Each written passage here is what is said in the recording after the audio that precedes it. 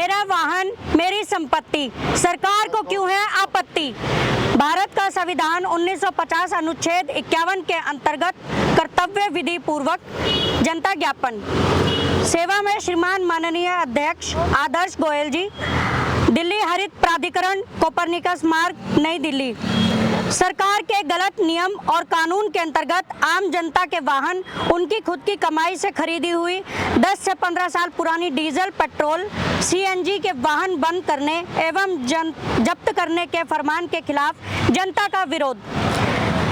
सरकार या एजेंसी के पास कोई तर्क नहीं है कि 10-15 साल पुराना वाहन होते हुए प्रदूषण किसी प्रकार करने लग जाता है, ना ही इसके लिए कोई वैज्ञानिक शोध उपलब्ध है।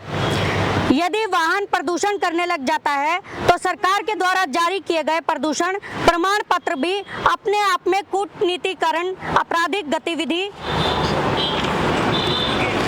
क्षेत्राधिकार में आते हैं एवं उनके नाम पर चालान करना धोखाधड़ी एवं लूट करना के क्षेत्राधिकार में आता है।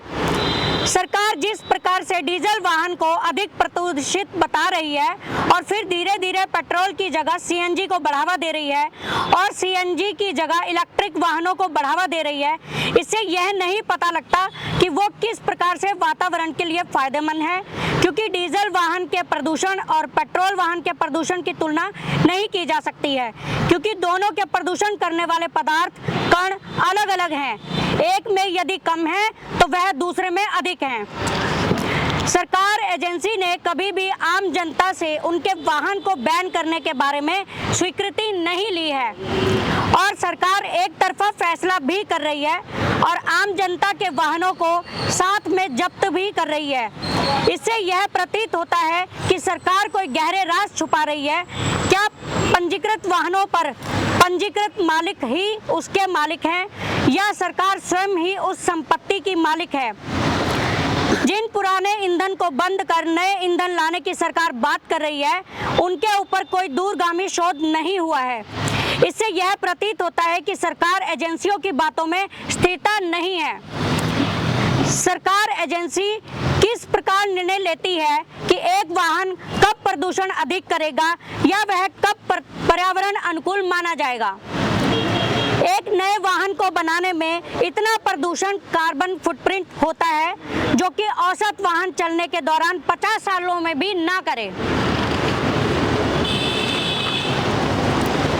पुराने वाहनों को बंद करने से पुराने वाहनों की मरम्मत करने वाले कारीगरों को बहुत नुकसान होगा और उनका स्वरोजगार भी खत्म होगा। पुराने वाहनों को खत्म करने से ऐसे लाखों छोटे उद्योगों को नुकसान होगा जहां उन वाहनों का सामान बनता है और ऐसे लाखों व्यापारियों को नुकसान होगा जहां उन वाहनों का सामान मिलता है।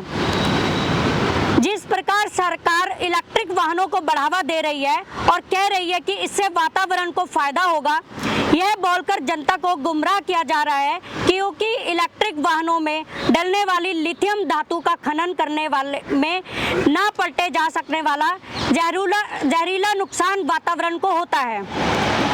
पुराने वाहनों को बंद करना और उनको क्रश करने के लिए भेजना सरासर गलत है, क्योंकि वाहन मालिक को इसकी इच्छा अनुसार वाहन के मूल्य की सही भरपाई नहीं की जाती है। किसी की इच्छा के बिना उसकी संपत्ति को छीनना अपराध की श्रेणी में आता है। संपत्ति के अधिकार के तहत वाहन का स्वामित्व एक मौलिक अधिकार है और इसे पर्याप्त, उचित और स्वीकार्य मुआवजे का कोई भी रूप प्रदान किए बिना नहीं लिया जा सकता है। मई 2020 में जब लॉकडाउन लगाया गया था और मई 2022 का AQI इंडेक्स यह दिखाता है कि वायु प्रदूषण में कोई खास फर्क नहीं आया, जबकि लॉकडाउन के समय न के बराबर वाहन चलते थे। इस प्रकार का बैन जनता की संपत्ति के अधिकार का हनन माना जाता है, जो कि भारत का संविधान 1950 का अनुच्छेद 19 के अंतर्गत जनता को संरक्षण देता है।